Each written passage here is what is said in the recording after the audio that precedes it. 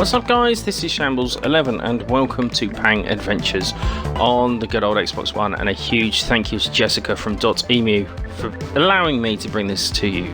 Okay, so the minute I heard this game was available, I had to add this onto the channel because this is Pang Adventures, which is a culmination of all of the Pang games from the late 80s, early 90s, given that nice modern day fresh look.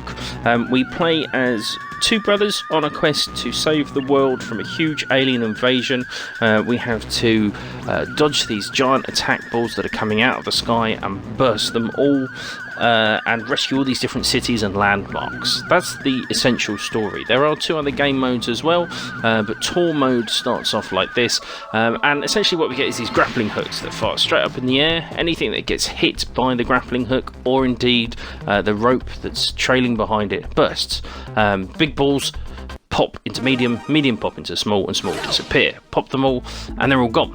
Pang started off as Buster Brothers in 1989 in the arcades. In 1990, Super Pang came out, and in 1992, it was ported over to the SNES. Now, if you've been watching my channel, you would have seen I've put up a Shambles play of the SNES version, which I will leave a link of below. For those that haven't seen it and don't believe me, see, I really do have a copy, it's a bit backwards, of Super Pang. And it's a game I've absolutely loved from then all the way till now. And what's really cool about this is it still feels the same, but still feels like a new game. It's pretty impressive. There is local co-op. There are two of you that can play at the same time in these three different game modes.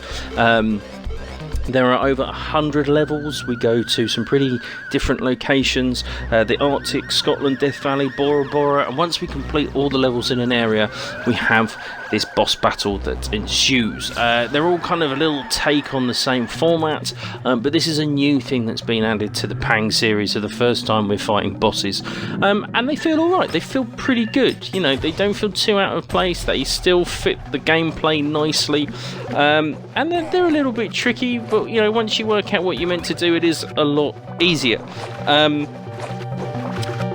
We have all sorts of kind of different balls that we have to face as well now. It's not just these generic ones that bump all over the place. There are ones that drop electricity, so when you pop them, your rope becomes electrified, so you have to move the minute you fire. There are ones that are smoke, so you can't see. There's lava balls that drop and make it tricky for you to move around. But you know, the game is fantastic fun on your own. You know, it's nice and shiny and bright. But really what you want to do is grab yourself a player two, and things become so much more interesting and so much more fun. The things that happen on screen are absolutely crazy. The action is relentless. You can get knocked down, but you can actually be revived. There are still the power-ups to pick up. But it's just a really fun game, and what's nice is at the end of each level it shows you who's got the most score on a level, just adding to that kind of competitive element. Not that it changes anything, it's just a little bit of fun, but it keeps you on your toes, as things can get a little bit tricky, especially when you have these shrines that you have to protect, and you can really see how frantic some of the gameplay gets. But you know, nice little puzzle elements. On this one there are certain blocks you do want to break, some you don't want to. It's not too hard to work it out, but it just adds a nice bit of variation.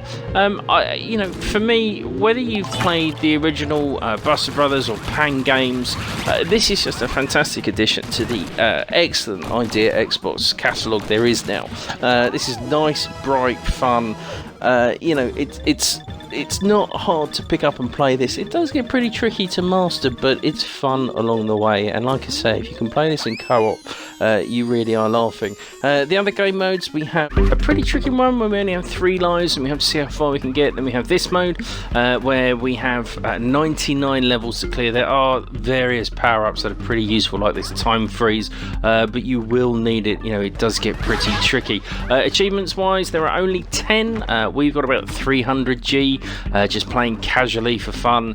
I think if you're going to get 1000G on this, you're going to have your work cut out. You are looking at having to complete every level of the tour without missing a shot, and credit to you if you can. Overall, guys, for me, this is a must buy. I really enjoy this, both in single player and co-op. If you found this useful, leave me a little comment. As always, thanks for watching.